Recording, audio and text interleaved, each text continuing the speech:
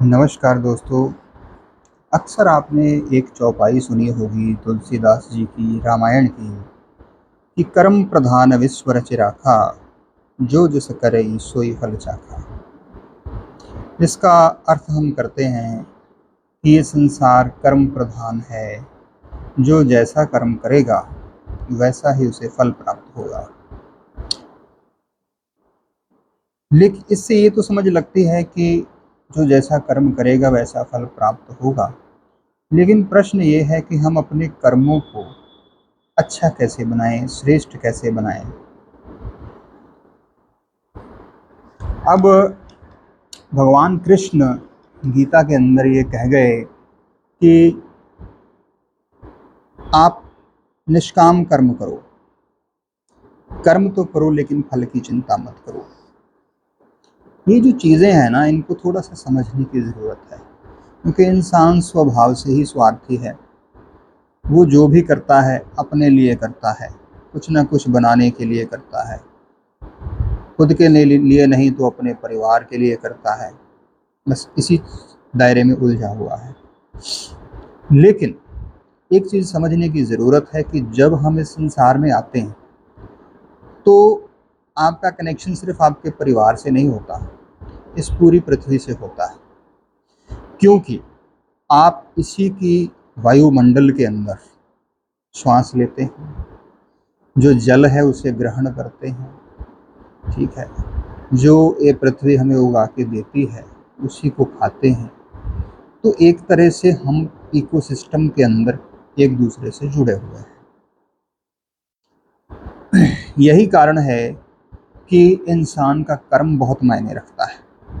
अगर वो कर्म अच्छा नहीं होगा, पॉजिटिव नहीं होगा, श्रेष्ठ नहीं होगा, तो वो केवल मात्र सिर्फ उसे ही प्रभावित नहीं करेगा, वो पूरी इकोसिस्टम को, पूरी धरती को प्रभावित करेगा।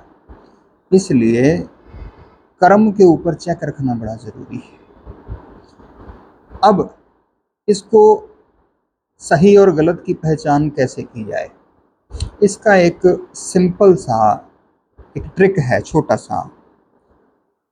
जैसे भगवान कृष्ण गीता में अर्जुन को कहते हैं कि अर्जुन, तू अपने सब कर्म मुझे समर्पित कर दे, तू जो भी कर मेरी शरण में आकर के मुझे समर्पित करके कर।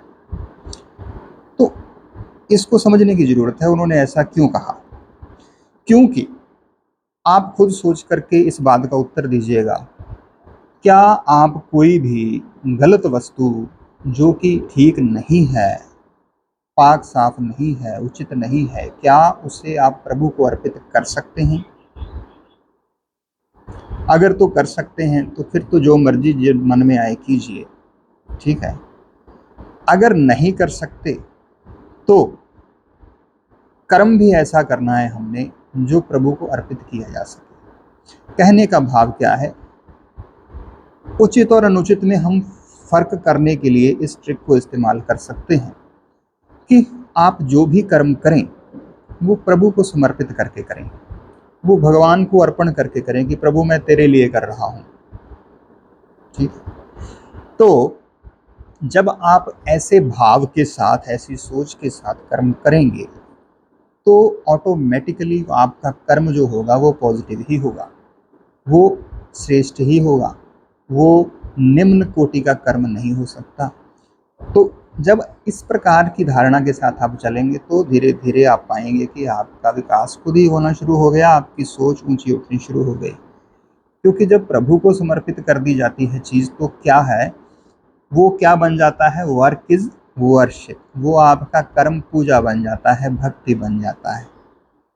तो जब आप अपना हर कर्म प्रभु को अर्पित करके कर रहे हैं तो आप 24 घंटे भक्ति में हैं, प्रभु की याद में हैं, प्रभु के भाव में हैं।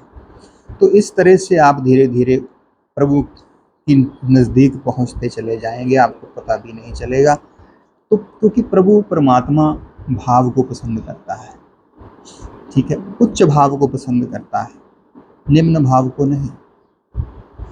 तो कहने का भाव, आप जो भी कर्म करें उस ईश्वर को समर्पित करके करें। अगर इतना सा ही करके देखें एक्सपेरिमेंट अपनी लाइफ में, आप पाएंगे कि जो निम्न कर्म है वो स्वयं ही स्वतः छूटते चले जाएंगे। और जो श्रेष्ठ कर्म है, जो सही है, उचित है, जो करना चाहिए, न केवल खुद को ध्यान में रखकर बल्कि इस पूरे संसार को, विश्व को, समाज को ध्यान में रखकर, वो आपसे स्वतः ही होने लग जाएगा। प्रभु स्वयं करवा लेंगे। ठीक, तो बात तो छोटी सी है, लेकिन इसको अगर प्रयोग करके देखें तो फिर पहले प्रयोग करें और फिर बताएं।